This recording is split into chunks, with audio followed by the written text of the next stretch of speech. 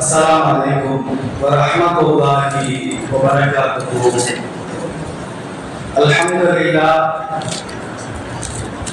Alhamdulillahi nahmaduhu wa nasta'inuhu wa nastaghfiruhu wa nu'minu bihi wa natawakkalu alayhi wa na'udzu billahi min shururi anfusina wa min sayyiati a'malina.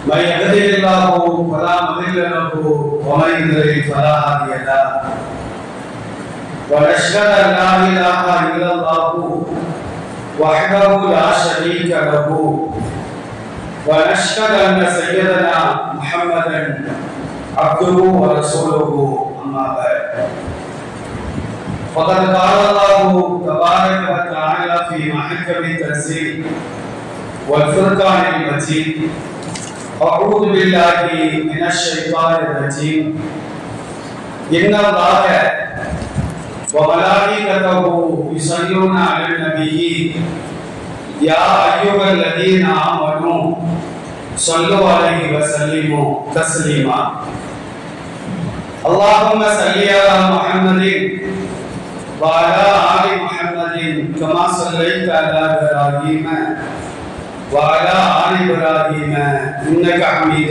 مجيد اللهم بارك على محمد وعلى آل محمد كما باركت على إبراهيم وعلى آل إبراهيم إنك حميد مجيد கணியத்திற்குரிய எல்லாம் வல்ல அல்லாஹ்வின் நல்லடியார்களே, பாசத்திற்குரிய இஸ்லாமிய பெரியோர்களே, தாய்மார்களே, அல்லாஹ்வுடைய மாபெரும் கிருபையினால் சங்கையான ரபீஉல் அவ்வல் மாதத்தில் நபிகள் நாயகம் ஸல்லல்லாஹு அலைஹி வஸல்லம் அவர்கள் பிறந்த இந்த மாதத்திலே சிறப்பான ஒரு நாளில் சிறந்த இடத்தில் அல்லாஹ் நம்மை எல்லாம் ஒன்று சேர்த்து வைத்ததை போன்று மறுமை நாள் ஆகிரத்தில் நபிகள் நாயகம் ஸல்லல்லாஹு அலைஹி வஸல்லம் அவர்களோடு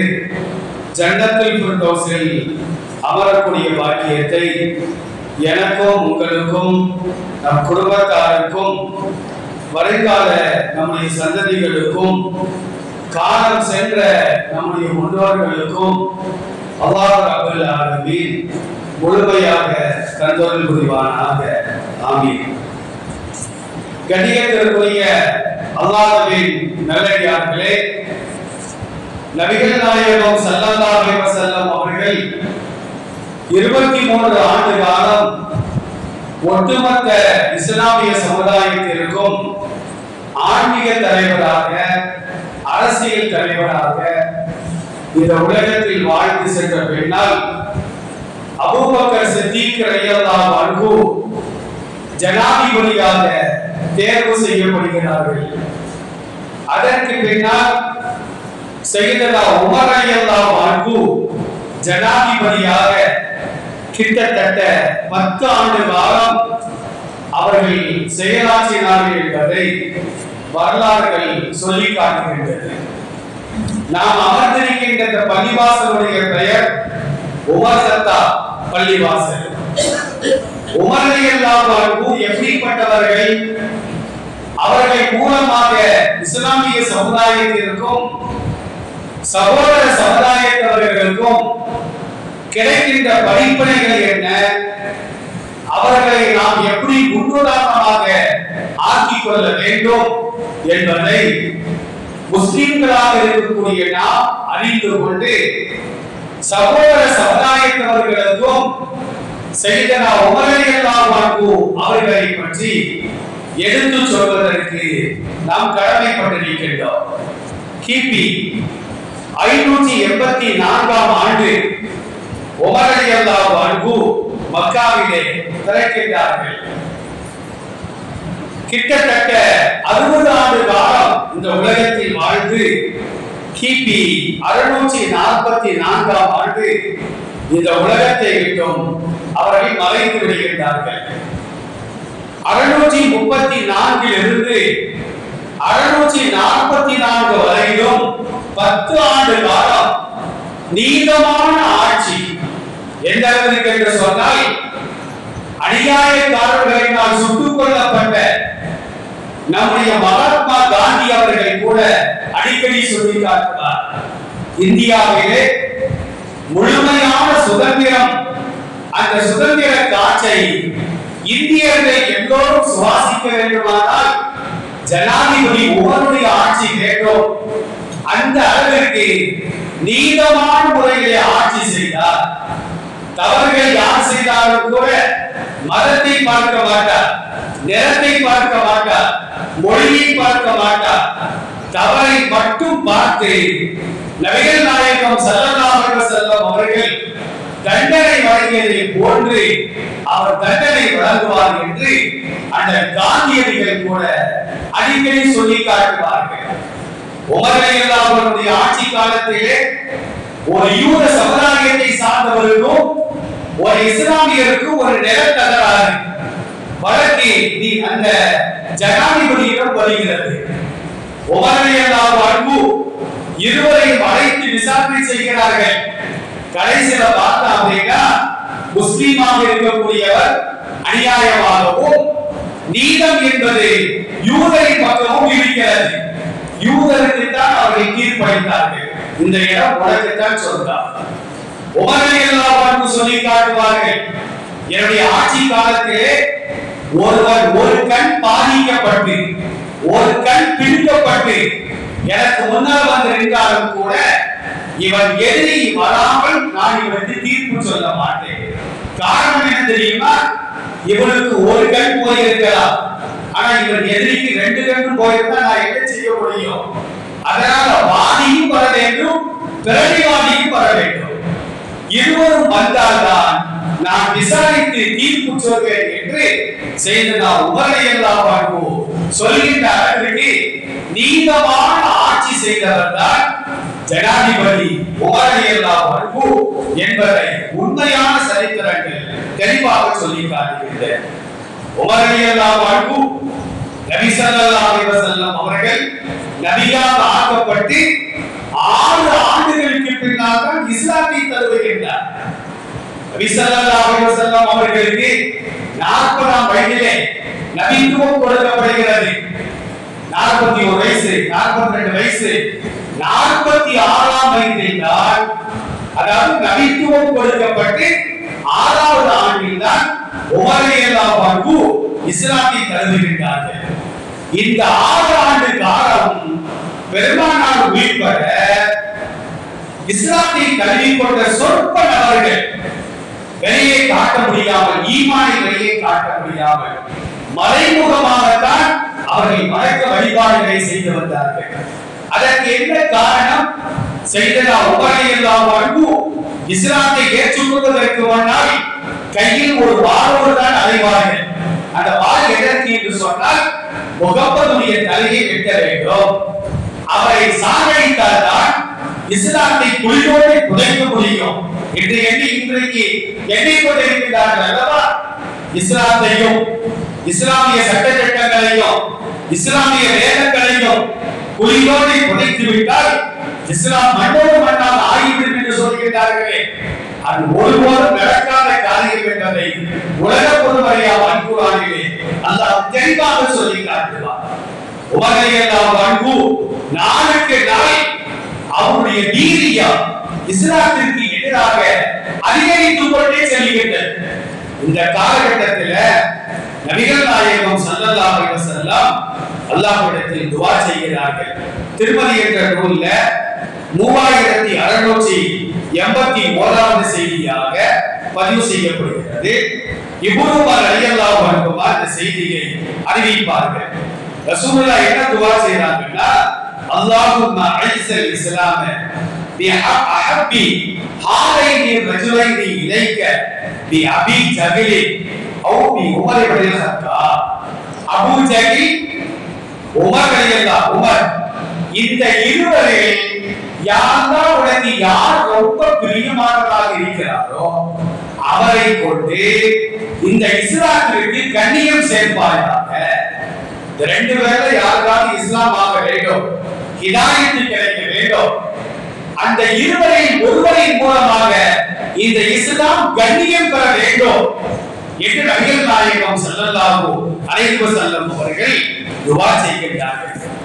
இந்த துஆவிற்கு பின்னால உமர் ரலியல்லாஹு அன்ஹு பெருமானாரை கொலை செய்வதற்காக, முஸ்லிம்களை கருவறுப்பதற்காக அவர்கள் முற்படுகின்ற பொழுதெல்லாம் உள்ளத்துல ஒரு அமைதி ஏற்படும். ரசூலுல்லாஹ்வை நாம் என்ன கொலை செய்ய, முஸ்லிம்களுக்கு எதிராக நாம் என்னத்தை போட்டு வாழ தூக்க அப்படின்னு என்ன செய்வாங்கன்னா சற்று ஆறுதல் அடைந்து வீட்டிலேயே தங்கி விடுவார்கள். உமர் ரலியல்லாஹு அன்ஹு ஒரு காலகட்டத்துல வீட்டுல தூக்கம் வராம என்ன செய்யறாங்கன்னா நேரா காபத்துல்லாஹ்வுக்கு போறாங்க. காபத்துல்லாஹ்வுடைய திரைக்கு அருகிலே படிக்கின்றார்கள்.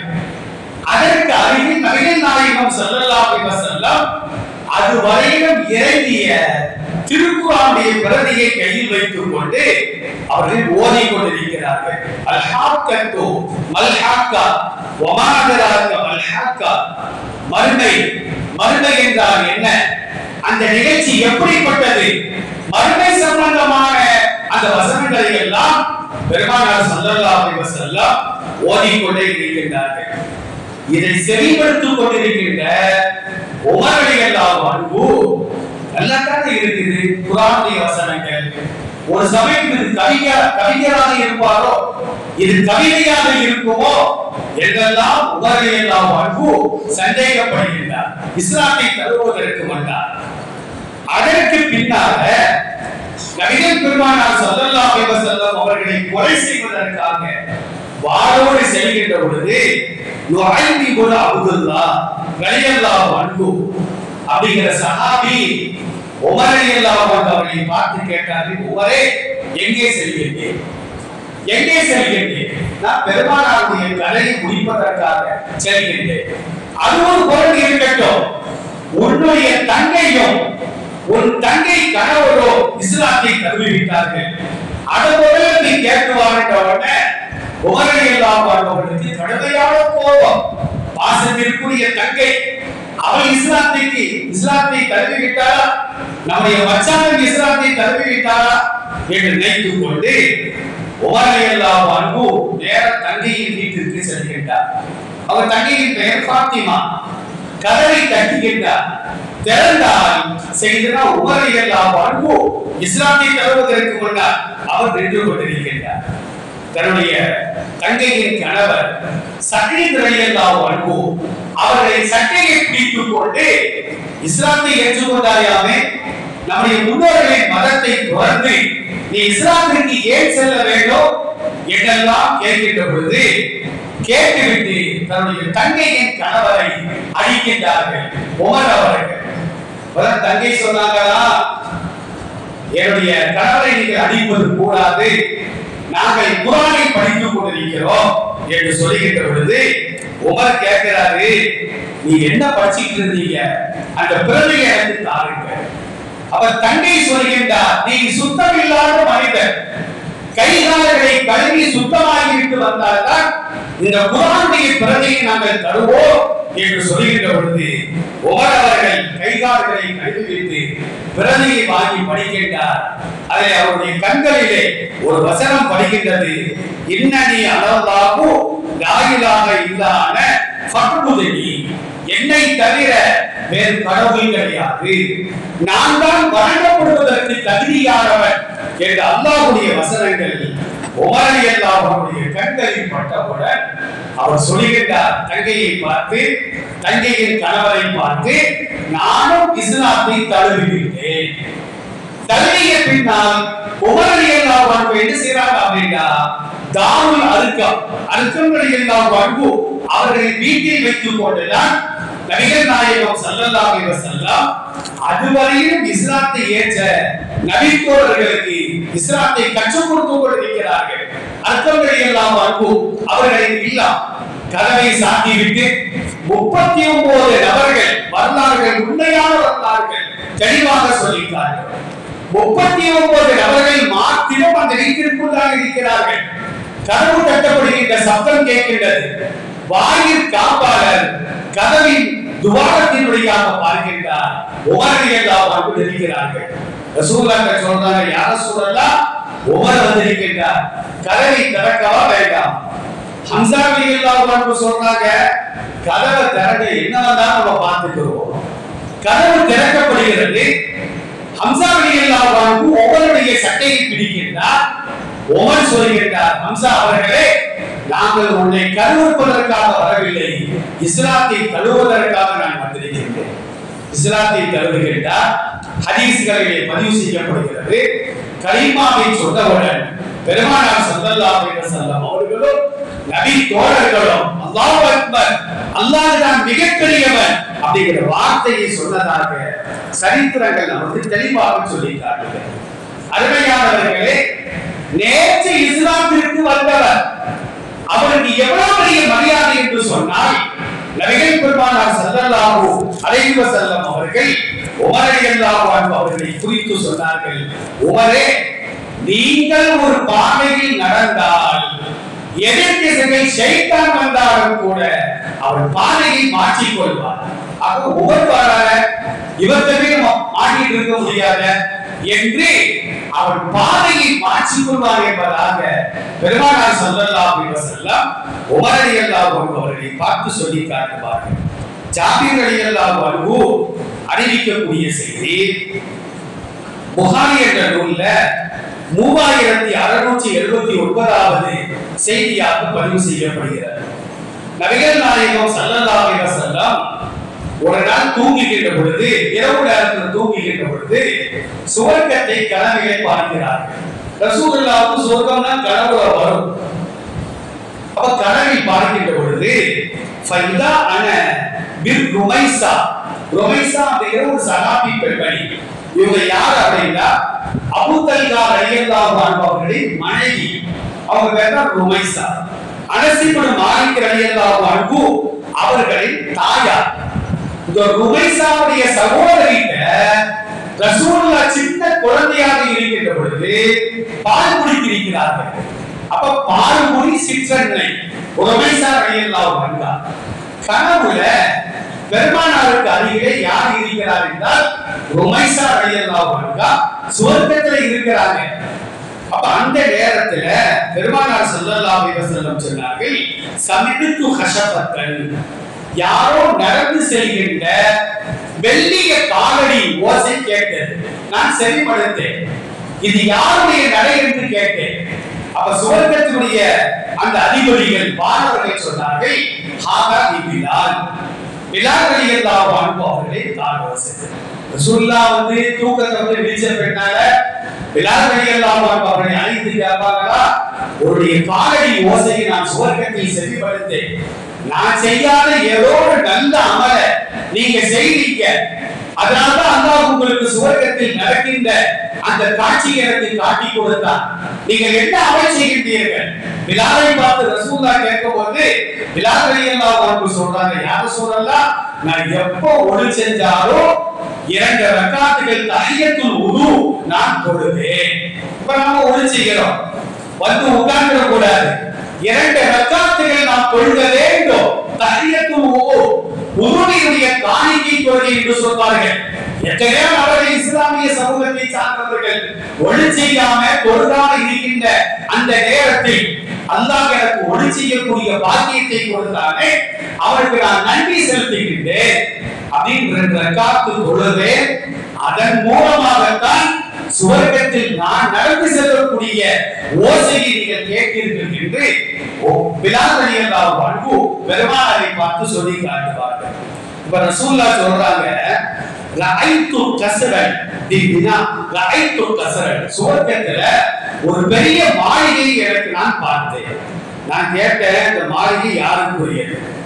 உடனே சுவர்க்கத்தினுடைய மலக்குகள் சொன்னார்கள், நீ உமர ரலியல்லாஹு அன்ஹு அவர்களுக்காக வேண்டி அல்லாஹ் இந்த மாளிகையை எழுப்பி வைத்திருக்கிறார். உடனே நபி ஸல்லல்லாஹு அலைஹி வஸல்லம் சொல்றாங்க, ஃபஅரத்து அன் அதுகுலஹு ஃபஅன்துர இலைஹி, நான் உள்ள போய் பார்க்கலாம் நினைச்சேன். ஆனா உமருடைய ரோஷம், ஏன்ட கேட்காம நீ எப்படி உள்ள போறா அப்படின்னு கேட்டுவாரோ அப்படிங்கிற ரோஷம் வந்ததுனால உள்ளத்தை நாம் பார்க்கவில்லை என்று நபிகள் நாயகம் ஸல்லல்லாஹு அலைஹி வஸல்லம் உமரை பார்த்து சொன்ன உடனே உமர் ரலியல்லாஹு அன்ஹு சொன்னாங்களா, யார சொல்லலாம், நான் ரோஷக்காரன் தான். மார்க்கத்திற்கு புறம்பான காரியம் யார் செய்தாலும் கூட அது என் மகனோ மனைவியோ மகளோ யார் செய்தாலும் அது என்னால் பொறுத்து கொள்ள முடியாது. நான் ரோஷக்காரன். உங்க வேலையை நான் ரோஷப்பட போறேன். நீங்க மாளிகையை பார்த்திருந்தா அந்த மாளிகை எப்படிப்பட்ட மாளிகை என்பதாக எனக்கு நீங்கள் சொல்லி இருக்கிறீர்கள் என்று உமர் ரலியல்லாஹு அன்ஹு பெருமானாரை பார்த்து சொன்ன வார்த்தைகளும் சஹீஹான செய்திகளிலே பதிவு செய்யப்படுகிறது. அருமையானவர்களே, நேற்று இஸ்லாமிற்கு வந்தவர் அவரை குறித்து பெருமானார் சொல்லக்கூடிய வார்த்தைகளை பாருங்கள். இன்னல்லாஹ ஜஅலல் ஹக்க அலா லிசானி உமர வ கல்பிஹி. சத்தியத்தை உமருடைய நாவிலும் உமருடைய உள்ளத்திலும் அல்லாஹ் வைத்திருக்கின்றார். ஸல்லல்லாஹு அலைஹி வஸல்லம் அபூபக்கரை பார்த்து இந்த வார்த்தை சொல்லவில்லை, உஸ்மான் ரலியல்லாஹு அன்ஹு அவர்களை பார்த்து சொல்லவில்லை, அலி ரலியல்லாஹு அன்ஹு அவர்களை பார்த்து சொல்லவில்லை, மற்ற சஹாபிகளை பார்த்து சொல்லவில்லை. தன்னை கொலை செய்வதற்காக 100 ஒட்டகத்திற்கு ஆசைப்பட்டு என்னை கொலை செய்வதற்காக கையில் வாளேந்தி வந்த உமரை பார்த்து நான் சொல்கின்றேன், உமருடைய நாவில் அல்லாஹ் அமர்ந்து பேசுகின்றார், சத்தியத்தை அல்லாஹ் வெளிப்படுத்துகின்றார். அதுக்கு என்ன காரணம்? உமர் ரலியல்லாஹு அன்ஹு அவர்களை சொல்லி காட்டுவார்கள். சில விஷயங்கள்ல பெருமானாருக்கு நான் ஆலோசனை சொல்லுவேன், இது குறித்து அல்லாஹ் ஒரு ஆயத்தை இறக்கி வைத்தால் நன்றாக இருக்குமே அப்படின்னு நான் சொல்லுவேன். கொஞ்ச நேரத்தில் ஜிப்ரீல் அந்த ஆயத்தாவே கொண்டு வந்து விடுவார். இப்படி பல ஆயத்துகள் அல் குர்ஆன் ஷரீஃபிலே பதிவு செய்யப்படுகிறது. உதாரணத்திற்கு பாருங்கள், புகாரில 402வது ஹதீஸாக பதிவு செய்யப்படுகிறது. இந்த ஹஜ்ஜிக்கு போனவங்களுக்குலாம் தெரியும், காபத்துல்லாஹ்க்கு பக்கத்துல ஒரு 10 மீட்டர் தூரத்துல கிழக்கு திசையிலே ஒரு சின்ன கூண்டு மாதிரி இருக்கும். மக்காமே இப்ராஹிம் என்று சொல்வார்கள். இப்ராஹிம் அலைஹிஸ்ஸலாம் அவர்களும் அவர்களின் மனைவி ஹாஜர், அவர்களின் மகன் இஸ்மாயில் அலைஹிஸ்ஸலாம் இவர்கள் தங்கி இருந்த இடம் அதான் மக்காமே இப்ராஹிம் என்று சொல்வார்கள். உமர் ரலியல்லாஹு அன்ஹு ரசூலுல்லாஹ் சொன்னாங்களா, யார சொல்லலாம், நாம காபாவை நோக்கி தொழுகிறோம், இந்த மக்காமே இப்ராஹிம் நோக்கி தொழுதாலும் நல்லா இருக்குவே, அதையும் நம்ம கிப்லாவாக ஆகலாமே அப்படின்னு சொல்லி வாயை மூடல அல்லாஹ் ஒரு ஆயத்தை இறக்கி வைக்கிறான். வத்தஹிது மின் மகாமி இப்ராஹிம வஸல்லா. இந்த மகாமி இப்ராஹிமையும் தொழுமிடமாக நீங்கள் ஆக்கிக் கொள்ளுங்கள் அப்படிங்கிற ஆயத்தை அல்லாஹ் இறக்கி வைக்கிறான். இரண்டாவது என்ன அப்படின்னா, உமர் ரலியல்லாஹு அன்ஹு பெருமானாரை பார்த்து சொல்லி காட்டுகிறார்கள், யார சொல்லலாம், உங்களை தேடி பலரும் வீட்டிற்கு வருகிறார்கள். முஸ்லிம்களும் வராங்க, பக்கத்து நாட்டு அரசர்கள் இஸ்லாத்தை ஏற்றுக்கொள்ளாங்க, யூதர்கள், கிறிஸ்தவர்கள், மஜூசிகள், நெருப்பு வணங்கிகள், சூரியனை வணங்கக்கூடியவர்கள், சந்திரனை வணங்கக்கூடியவர்கள், நட்சத்திரங்களை வணங்கக்கூடியவர்கள் எல்லாம் உங்களை நாடி வருகிறார்கள். அந்த நேரத்துல உங்க மனைவிமார்கள் எல்லாம் அவங்களுக்கு முன்னால வந்து நின்றா எல்லாருடைய பார்வை நல்ல பார்வையா இருக்காது. சில பேர் நல்ல கண்ணோட்டத்தோட பார்ப்பாங்க, சில பேர் தவறான கண்ணோட்டத்தோடு பார்ப்பாங்க. அதனால ஹிஜாபுடைய சட்டம் இறங்கினால் நன்றாக இருக்குமே அப்படின்னு உமர் ரலியல்லாஹு அன்ஹு சொன்ன உடனே ஜிப்ரீல் உடனே வருகின்றார். அந்நிய ஆண்களுக்கு முன்னால் பெண்கள் நிற்பது கூடாது, திரைக்கு பின்னால் தான் அவர்கள் நிற்க வேண்டும். அந்நிய ஆண்கள் என்று சொன்னால் யாரை நிரந்தரமாக திருமணம் செய்ய முடியாதோ அவங்களுக்கு முன்னால நிக்கலாம். ஒரு பெண் வந்து தன்னுடைய மகனுக்கு முன்னால் நிக்கலாம், தன்னுடைய பேர குழந்தைகளுக்கு முன்னால் நிக்கலாம், கூட வந்த அண்ணன் தம்பிகளுக்கு முன்னால் நிக்கலாம், தாய்மாமனுக்கு முன்னால் நிற்கலாம், தன்னை கூட வந்த அண்ணன் தம்பி, சித்தப்பா, பெரியப்பா. அதே நேரத்துல தாய் கூட பிறந்த அண்ணன் தம்பி இவர்களுக்கு முன்னால் இருக்கலாம். ஏன்னா இவர்கள் எல்லாம் நிரந்தரமாக திருமணம் செய்யவே முடியாது. இவர்கள் அந்நிய ஆண்கள் அல்ல, இரத்த பந்தங்கள். இவர்களுக்கு முன்னால் இருக்கலாம். அப்ப யாரை திருமணம் செய்யலாமோ அவர்களுக்கு முன்னால் இந்த பெண்கள் நிற்காமல் இருந்தால் நன்றாக இருக்குமே அப்படின்னு சொல்லும் பொழுது உடனே அல்லாஹ் ஹிஜாப் சம்பந்தமான வசனத்தை இறக்கி வைத்தார் என்று புகாரியிலே இந்த செய்தி பதிவு செய்யப்படுகிறது. ஆயத்துகள், ஏகப்பட்ட ஆயத்துகள் இருக்கிறது. அதே நேரத்தில் இஸ்லாத்தினுடைய ஆரம்பத்தில் மதுபானம் ஹலாலாக்கப்பட்டிருந்தது. மதுபானம் தடை செய்யப்படவில்லை. இஸ்லாத்துடைய ஆரம்பத்தில் பத்ர் யுத்தம், உஹத் யுத்தத்திற்கு பின்னால்தான் மதுவையே அல்லாஹ் ஹராமாக்கி கேட்டார். ஏன்னா இஸ்லாத்திற்கு முன்னாடியே மது இருக்குது. இஸ்லாத்துக்கு வந்தாங்க மது குடிக்காதா இஸ்லாத்தை வந்து வெளியே போயிடுவாங்க. அதனால மதுவை தடை செய்யவில்லை. இப்ப உமர் ரலியல்லாஹு அன்ஹு ரசூலுல்லாஹ் வந்து யார சொல்லலாம் மது சம்பந்தமா ஒரு ஆயத்து இறங்கினா நல்லா இருக்குமே அப்படின்ற ஆலோசனை கொடுத்த பின்னால உடனே அல்லாஹ் ஒரு ஆயத்தை இறக்கி வைக்கின்றார். மதுவில் நன்மையும் இருக்கிறது, தீமையும் இருக்கிறது. ஆனால் நன்மையை விட தீமை தான் அதிகம் அப்படிங்கிற வசனம் இறங்கியிருக்கிறது. இந்த ஆயத்து வந்து தடை செய்யப்பட்டதாக தகவல் கிடையாது.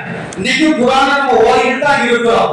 இந்த மது சம்பந்தமான ஆயத்து முதல் தடவையாக இறங்கிய வசனம் நன்மையும் உண்டு தீமையும் உண்டு, நன்மையை விட தீமை தான் அதிகம்.